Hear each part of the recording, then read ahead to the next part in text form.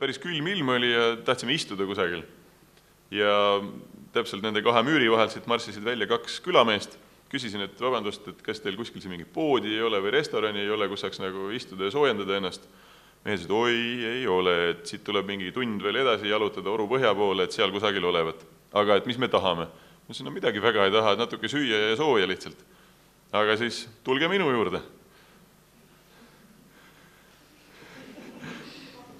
Marssisime siis neljakesi vist Mr. Liu juurde.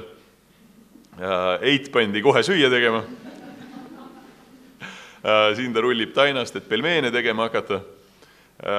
Et kuna oli soojendust tarvis, siis toodi välja suured kottide või pudelite viisi napsu. Ja siin mu elukaaslane ka proovib kätt taigna tegemisel. Pensionile jäänud siis perekond Liud. Ja ega Hiinas ei toimu, ega külalisi vastu ikka ei võeta, kui ei ole 10-15 rooga laual.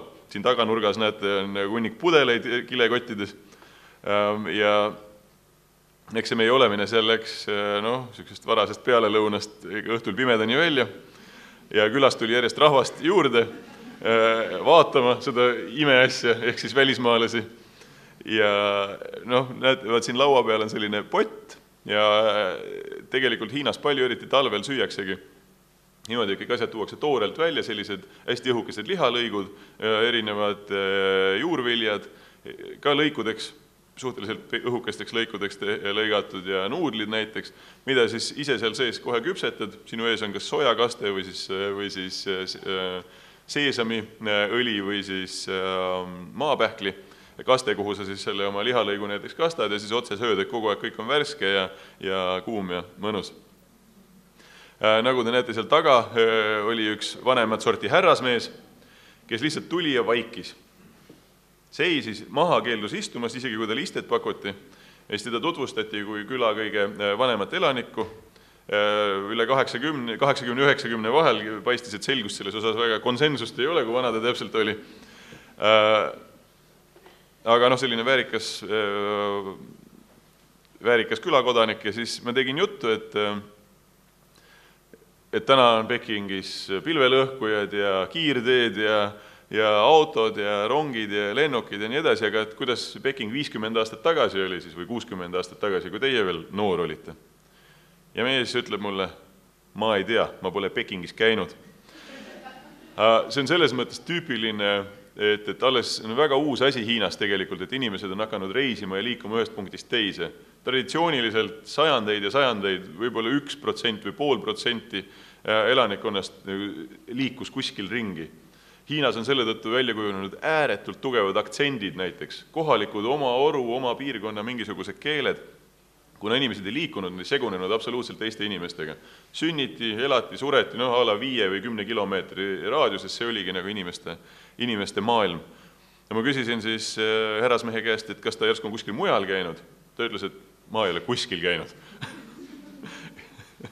Et huvitav. Ma mäletan, kui ma lapsepõlves siin Saaremaal raadiot kuulasin, siis oli ka intervjuu ühe naisega, kes polnud kunagi Saaremaalt väljas käinud. Ma ei tea, kas selliseid saarlasi enam on või ei ole, aga et ega see Eestis ka võib-olla, kunagi aastaid ja aastaid tagasi nii loomulik võib-olla polnudki, et inimesed nagu meeletult ringi rändasid kuskil või sõitsid. Siin taga veel üks selline tüüpiline Hiina asi, et juuakse palju lihtsalt kuuma vett. Alati tehakse hommikul termostesse kuuma vett ja päeva jooksul lihtsalt tasakesi kogu aeg lastakse kuuma vett ja ausalt öelda ma olen nii ära harjunud sellega ka töö juures, meil assistendid ja kõik joovad kogu aeg kuuma vett ja ise ka olen hakanud kuuma vett jooma ja maitseb päris hästi kusjuures, et hoopis teine maitse on nagu veel, kui ta kuum vesi on ja ilmselt kunagi ajalooliselt tehti seda selleks, et vett puhastada, baktereid tappa, keedeti läbi ja siis joodi, aga igal pool Hiina hotellides, Hiina rongides, ükskõik kus on alati, seda kutsuti Kai Shui, nagu Venemaal oli kipitok kunagi, kes mäletavad, ja seda tarbitakse lihtsalt rahulikult kogu aeg.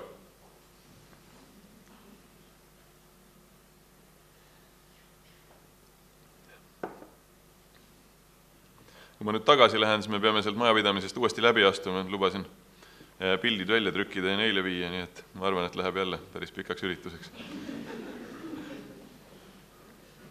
Aga veel see seltskond, näiteks siin ka üks Eesti sõber, Oliver, et kui hakkasid jõulud tulema, siis ma tegin sellise jõulu eelsoojenduse enda juures ja kohale tuli mingi 20 eestlast, kes elavad permanentselt Pekingis.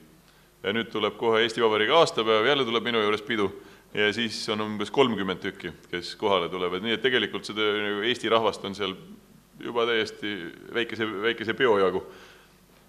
Ja et inimesed seal teevad ja toimetavad, kes töötab pangas, kes mingis elektroonikafirmas, kes ajab mingeid oma äriasju, kes õpib midagi, kes mingis konsultatsiooni ettevõttes või mõned diplomaadid ja nii edasi. Nii et, ja üliõpilasi mõned, et sellist rahvast on seal, see ei ole mingi imeasi enam seal Hiinas käia või toimetada. Ja see on ainult Pekingi lähiümbrus. Et teised suured linnad, ma olen täiesti kindel, et ka seal on rahvast palju. Siin on selline õhtune Pekingi kaader, kus pisut pahur naisterahvast, kellel ei meeldinud, et temast pilti tehakse, meile süüa tegi. Et sellised barbecue, grillkohad on nagu hästi tavalised nurgatagustes kuskil. Siin on kalmaarid, 8 jalatükid, loomaliha, kanaliha, lambaliha, siin kas mingid tiivad või tofu, siin paprika ja piprad ja seened ja nii edasi. Et väga mõnus õhtul istuda tänaval, eriti suvisel ajal, kui ei ole külm.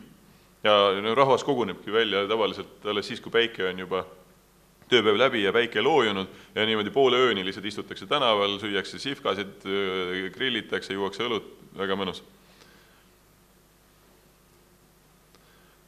Jällegi Pekingi sellised kesklinna pisut rohkem korda tehtud, aga sellised aguli rajoonid, tiheda liiklusega, rahvast palju, ilusad, eriti suvel, sellised puudega alleed, väga mõnusad kohad elamiseks. Ja need on need piirkonnad, mis on ennem olümpiamängud ootuses ka korda tehtud. Et on selliseid rajoone, kuhu nagu välismaalased tavaliselt ei sattunud, kesklinnast väljas, mis on nii, nagu nad on, aga on ka terved mingid vanad linnaosad, mis on ilusti korda tehtud. Siin on mu elukaaslane, kes oli juba 2 nädalat hiina keelt õppinud ja siin esimest korda üritab läbi närida ennast hiinakeelsest menüüst, mis alguses ei ole kerge töö, aga lõpuks, ma ei tea, mingit esimest 50 kuni 100 euroglüfi tundes on võimalik juba päris ilusti hakkama saada. Ja ma ei tea, kes siin ka teil söögi tegemisega seotud inimesi kindlasti on päris palju. Et Hiina toidud selles mõttes, või Hiina see toidukultuur on selles mõttes hoopis erinev meie omast, et kõik toidud, mis tellitakse jagamiseks. Et sellist minu prae või võib-olla nuudlisuppi selle võtad endale. Aga ülejäänud asjad kõik tellitakse lauale ja kõiki asju jagatakse. Ja kuna süüakse pulkadega, kahvleid nuge sisuliselt Hiinas keegi ei tunnista, lusikad supisöömiseks on olemas, aga neid kasutatakse suhteliselt harva, et kõik asjad on lõigatud väikesteks pulkadega, niimoodi manageeritavateks tükkideks, lihakääntsakat või sellist asja, või terved kartulit või sellist asja nagu Hiina toidus põhimõtteliselt ei esinegi.